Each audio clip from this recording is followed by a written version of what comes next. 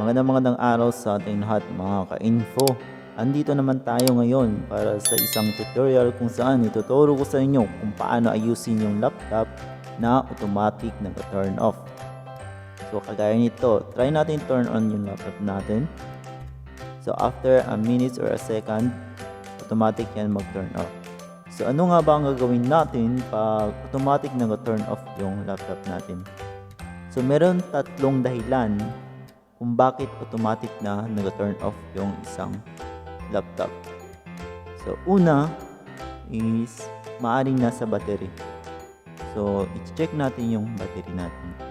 So sa pag-check ng battery, tanggalin mo lang yung battery mo. Tanggalin mo yung battery, then isaksak mo ngayon yung laptop mo sa charger. Then turn on mo yung computer na nakakabit lahat ng parts except lamang doon sa battery. So pag on mo ng laptop mo, tapos automatic pa rin siya nag-turn off.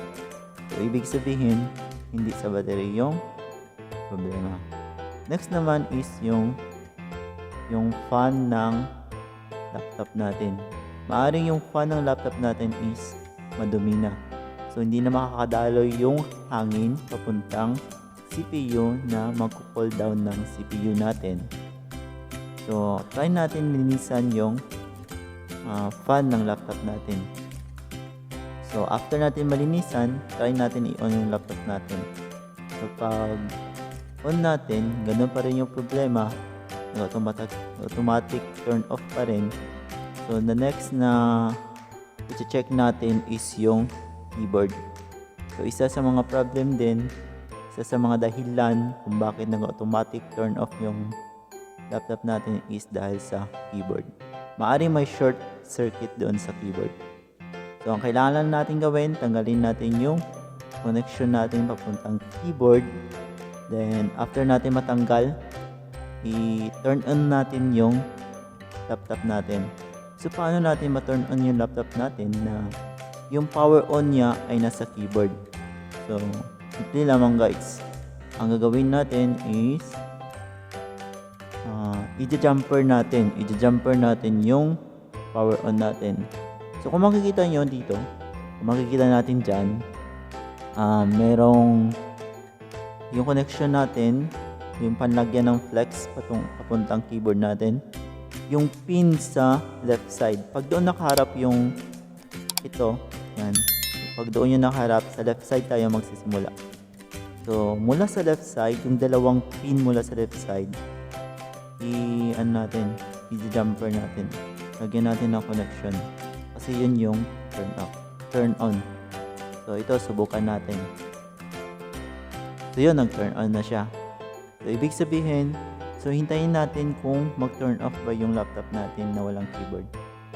So hindi siya nag-turn off guys. So ibig sabihin, nasa keyboard yung problema ng laptop natin. So ngayon, nalaman natin yung problem ng laptop natin. So ano dapat ang gawin natin dito? So may dalawa tayong choice. So kung gusto mong bumili ng bagong keyboard internal, so bibili ka pag marami kang pera. So, pero pag nagtitipid ka, so mas mura talaga yung external na keyboard, mag-range lang ng 150 to 300, mga ganyan. Yung mga rin. So pwede din. Kaso ang problema natin, paano natin i-on yung laptop na wala namang power connection? Kasi yung power connection niya nandito sa internal. So ang gawin natin, gagamitin pa rin natin yung power on dito sa internal keyboard, yung nasira na may short circuit na connection. So ang gawin lang natin is lagyan natin ng tape or scotch tape yung lahat ng pin dito sa right side, maliban lamang doon sa dalawa dito sa left side. Kasi yung dalawang pin dito sa left side, yun yung pang power natin, yun yung connection papunta doon sa power button. Samantalang yung naiwang mga pin dito sa right side, yun na yung mga connection natin papunta doon sa mga keys doon sa keyboard natin.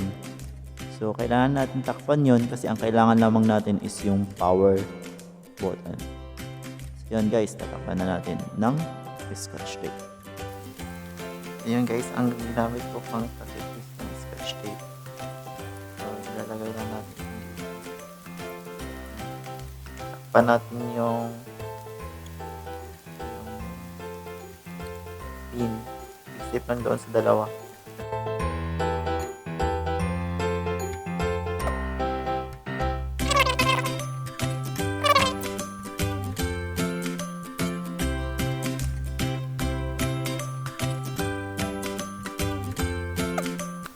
Yan, natakpan na natin guys. Natakpan na. Maayos na siya na masyado. So, kailangan na lang natin ikabit doon sa motherboard natin. Subukan natin kung gagana ba.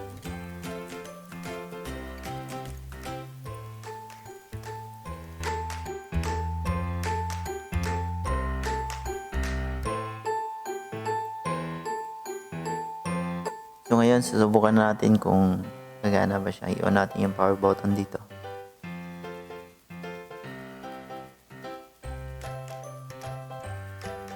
Yun guys, nag-on na siya. Gumana na yung laptop natin. So ibig sabihin sa keyboard talaga yung problema niya. Gumana na yung laptop natin.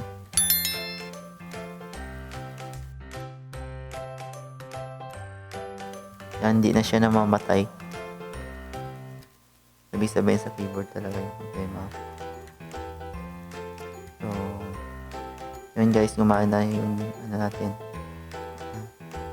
So, expected na talaga na hindi gagana yung mga keys dito. Yan. Yan siya gagana. Kasi tinakpan natin yung pin natin doon sa flex. Yung sa right side. So, wala na siyang connection papunta dito sa mga keys dito. So, meron lamang connection is yung power button. So, pwede na natin siya ma-on off. So, yun lang guys. Maraming salamat and God bless.